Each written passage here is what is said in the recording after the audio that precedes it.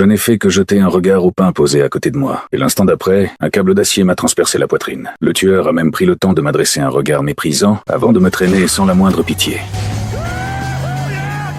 Mes fesses produisaient presque des étincelles à force de frotter contre le sol. Mais le lendemain, ce même tueur a été transpercé au même endroit. Moi qui étais pourtant mort, je suis revenu à la vie sans aucune explication. Et j'ai utilisé exactement la même méthode pour envoyer ce tueur rejoindre Dieu. Je suis déjà mort 138 fois. Chaque jour, je ressuscite à la même heure. Puis une armée entière de tueurs se met à ma poursuite. Certains sont armés de couteaux, d'autres de mitrailleuses Gatling, d'autres encore portent des lance-grenades, et certains arrivent même avec des bombes. Peu importe le nombre de fois où je ressuscite, je n'ai jamais survécu au-delà de 12H47. Peu importe mes efforts pour résister, je finis toujours par être tué. Ma vie est tout simplement un cauchemar en mode extrême. Jusqu'à ma 145e résurrection, où les choses ont enfin commencé à changer. J'ai abandonné toute résistance, et j'ai décidé de profiter du temps qu'il me restait pour passer plus de moments avec mon fils. Lorsque je suis sorti du centre commercial souterrain avec lui, j'ai soudain remarqué qu'il était déjà 12H50. C'était la première fois que je survivais aussi longtemps. Pourquoi aucun tueur n'était apparu pendant tout ce temps? J'ai alors eu une révélation. Je venais de passer tout ce temps sous terre, là où aucun signal ne passait. Cela signifiait donc que on m'avait implanté un traceur. À cet instant précis, les tueurs sont réapparus. Je n'ai pas essayé de me défendre, et j'ai immédiatement serré mon fils dans mes bras. Même si j'ai fini par être assassiné, avoir réussi à le protéger m'a suffi. Après être revenu à la vie une nouvelle fois, j'ai capturé un tueur et l'ai forcé à me révéler où se trouvait le traceur. Mais il a refusé de parler. J'ai alors contacté un ami qui travaillait dans une société de sécurité. Il m'a dit, les dents sont l'endroit idéal pour cacher un traceur. À ce moment-là, je me suis soudain souvenu que j'avais subi une implantation dentaire la veille. Le traceur avait forcément été installé à ce moment-là. J'ai foncé dans les toilettes, et après avoir arraché ma dernière dent, j'ai enfin trouvé le traceur. Je m'en suis ensuite servi comme appât pour attirer tous les tueurs, avant de les envoyer rejoindre Dieu les uns après les autres. L'étape suivante était de découvrir qui tirait les ficelles dans l'ombre. Arrivé devant l'immense mur d'enceinte, j'ai appuyé à fond sur l'accélérateur. Résultat, je me suis écrasé contre le mur et je suis mort sur le coup. Lors de ma deuxième tentative, j'ai lancé ma voiture de sport directement à l'intérieur du complexe. Des dizaines de gardes se sont mis à tirer sur le véhicule. Mais en réalité, je n'étais même pas dedans. Grâce à une bonbonne de gaz, je les ai tous envoyés rejoindre Dieu. Mais à ma grande surprise, le chef de la sécurité se trouvait juste derrière moi. Et je suis donc retourné voir Dieu une fois de plus. À la troisième tentative, j'ai éliminé un tueur qui me ressemblait énormément. J'ai pris son apparence et utilisé sa carte d'accès pour infiltrer la base. Après avoir pris l'ascenseur jusqu'au dernier étage, un colosse présent dans la cabine m'a demandé de valider mon identité avec ma carte. Mais lorsque je l'ai passé devant le lecteur, j'ai découvert que mon niveau d'autorisation était insuffisant. Le géant m'a alors envoyé rejoindre Dieu sans hésiter. Lors de ma quatrième tentative contre le boss, j'ai éliminé ce soldat directement dans l'ascenseur. Mais quand les portes se sont ouvertes, tous les gardes à l'extérieur avaient déjà leurs armes pointées sur moi. Sans réfléchir une seconde, je me suis envoyé moi-même rejoindre Dieu. Cette scène a laissé tous les gardes complètement stupéfaits. À la cinquième tentative, j'ai enfin compris une chose. Il y avait une caméra cachée dans l'ascenseur. Pas étonnant qu'une armée de gardes m'attende à chaque fois à la sortie. Mon Dieu, me revoilà. Lors de la sixième tentative, déguisé en ce soldat, je suis finalement passé sous les radars. Une fois arrivé dans la salle du boss, j'ai découvert qu'une femme armée d'un couteau m'attendait déjà. Moi, j'avais une arme à feu. Elle n'avait qu'un couteau. J'étais persuadé d'avoir l'avantage. Mais ses mouvements étaient incroyablement étranges et je n'arrivais tout simplement pas à la toucher. D'un seul coup de lame, elle a coupé mon pistolet en deux avant de m'envoyer une nouvelle fois rejoindre Dieu. Lors de ma 152e résurrection, je me suis procuré une mitraillette et j'ai tiré dans tous les sens. Mais elle a esquivé toutes les balles, avec facilité, avant de me renvoyer une fois encore vers l'au-delà. À la 153e tentative, je suis même allé jusqu'à utiliser une mitrailleuse Gatling. Et pourtant, impossible de l'atteindre. Puis, une fois de plus, je suis retourné voir Dieu. J'étais vraiment au bord de la folie.